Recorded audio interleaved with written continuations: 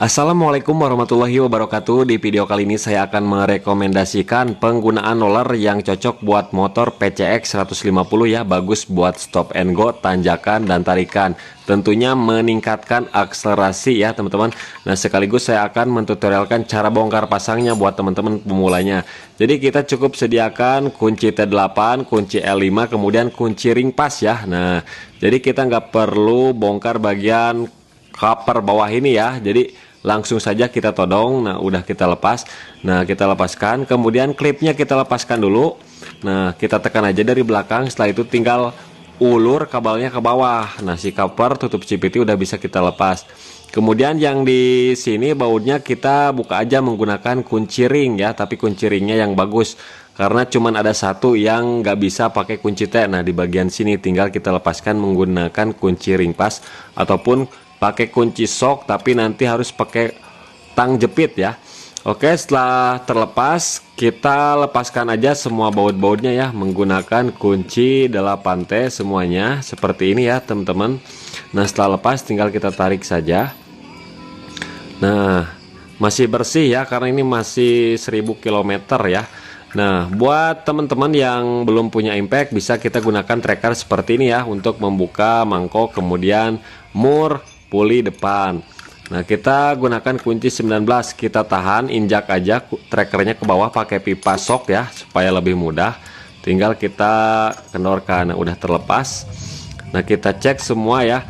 Kampas ganda napak ya, udah napak. Di mangkoknya pun udah napak-napak. Ini baru 1000 km udah napak sempurna ya. Tuh, jadi si kampas gandanya sudah menapak sempurna ke mangkoknya. Kemudian yang depan juga sama. Nah, kita tahan seperti ini ya menggunakan tracker. Saya menggunakan bantuan pipa sok. Nah, saya bisa pakai impact, cuman kan buat teman-teman yang belum punya impact agak kesulitan ya. Jadi bisa pakai tracker, murah kok, tracker paling 70.000 udah dapat. Nah, kemudian kita lepaskan menggunakan kunci 22 seperti ini. Nah, setelah itu kita lepaskan ya semuanya.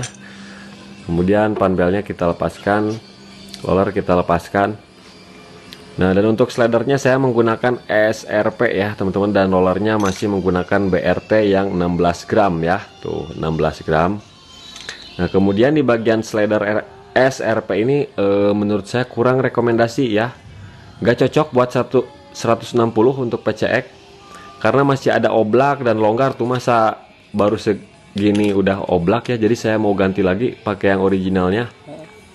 Tuh, kalau yang originalnya masih presisi ya, masih seret dan nggak ada oblak tuh, atas bawah nggak ada oblak, sedangkan yang SRP itu ada oblak tuh. Nah, jadi kurang cocok, mungkin belum cocok buat PCX 160 dari SRP ya. Jadi saya ganti aja menggunakan yang originalnya lagi karena yang originalnya pun masih bagus. Nanti yang itu mah saya jual lagi aja lah ke owner Vario 150 karena sama itu kalau Vario 150 mah. Nah, ini buat yang butuh aja. Nah, ini padahal buat PCX ya, tapi menurut saya kurang cocok. Saya sayang soalnya saya beli 50.000 kalau nggak dipakai. Saya jajal seperti ini dan hasilnya kurang rekomendasi. Oke, kemudian untuk rollernya di sini saya masih menggunakan yang 16 gram ya. Meskipun saya udah pernah coba ataupun jajal menggunakan yang lain. Nah, kemudian ini yang orinya 19 gram ya. Get a glimpse of what's trending now. Trip.com, your trusted travel companion.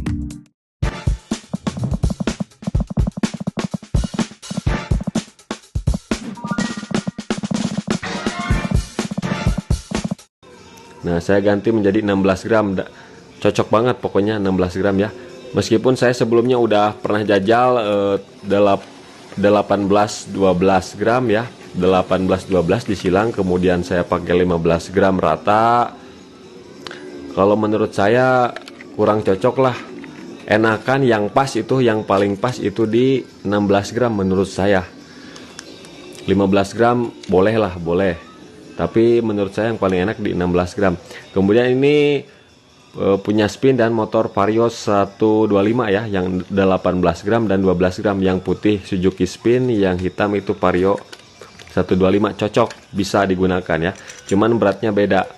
Kalau Vario 150 yang ori itu 18 gram, kalau Suzuki Spin 12 gram. Saya juga udah pernah jajal.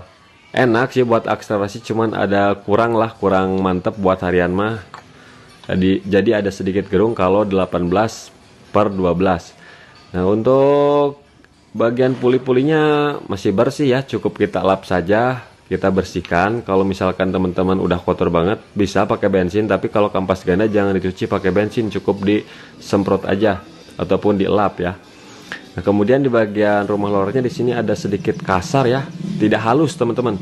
Terus sedikit karadak ya, kalau bahasa Sundanya mah karadak. Sebenarnya ini bakalan membuat si roller jadi kurang licin nih, soalnya permukaannya itu kasar. Tapi mungkin lama kelamaan nanti juga bakalan halus sendiri. Oke teman-teman, nah di sini saya pakai roller 16 gram lagi ya, karena yang paling cocok itu menurut saya ya 16 gram rata udah di motor PCX 160, karena saya udah jajal beberapa kali ya. Menurut saya yang paling pas itu yang 16 gram.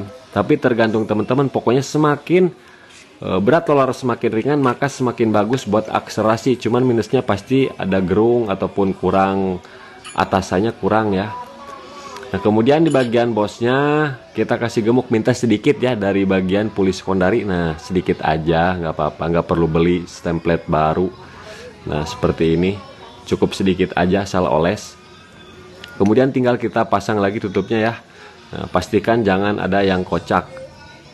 Nah dan tadi ya pemasangan roller itu berlawanan arah jarum jam ya, semua untuk bagian teflonnya. Tinggal kita pasangkan lagi aja bagian rumah rollernya seperti ini. Nah posisikan panbelnya ke bagian depan dulu ya. Kode panbel K1Z ya teman-teman. Nah kedepanin supaya saat pengencangan kipas itu tidak kejepit panbelnya, jadi pengencangannya pun lebih sempurna. Pasang kipas, pasang ring, kemudian murnya ya. Nah, jadi buat teman-teman ataupun ownernya pasti bisa lah buka sendiri di rumah ya, bersih-bersih CVT mah gampang ya. Kemudian di sini saya menggunakan kunci torsi, saya torsi di angka 62 Nm karena banyak kasus mur PCX 160 banyak yang kendor. Itu entah kenapa, padahal di pabrik pakai kunci torsi, kalau standarnya kan 60. Nah saya tambahin 2 Nm supaya nggak terjadi kendor, karena ini 160 cc ya. Oke, tinggal kita gunakan trackernya lagi seperti ini. Kemudian tinggal kita kencangkan. Kalau ke teman-teman nggak punya kunci torsi juga nggak apa-apa, yang penting pakai perasaan ngencenginya ya, jangan kekencangan, jangan terlalu kendor.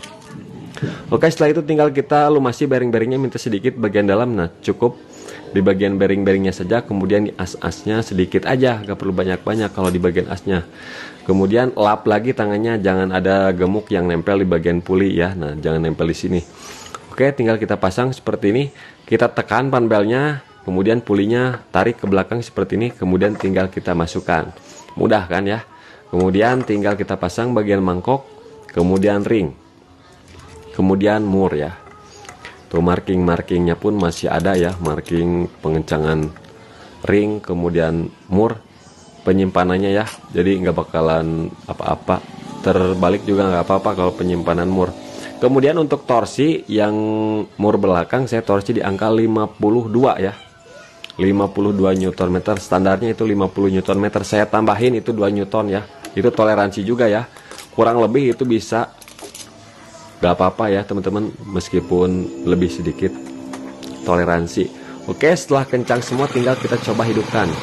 Nah kalau PCX 160 emang suaranya begini ya teman-teman, ada sedikit kasar ya, tapi itu nggak apa-apa lah, tapi nggak kasar-kasar banget, cuman segini aja kasarnya, karena banyak sekali kan sekarang udah pada recall ya, ganti puli sekondari set yang belakang yang harganya 2 juta, tapi motor saya nggak pernah dipanggil. Mungkin motor saya nggak ada masalah ya, tapi emang suaranya seperti ini, jadi nggak perlu khawatir kalau tidak terlalu parah suara ngelotroknya. Biasanya sih yang kena slidernya ya, slider yang tadi saya ganti itu biasanya itu penyebab kelotok. Tapi kalau segini mah menurut saya wajar-wajar aja, karena bagian puli-pulinya itu udah pada besar-besar.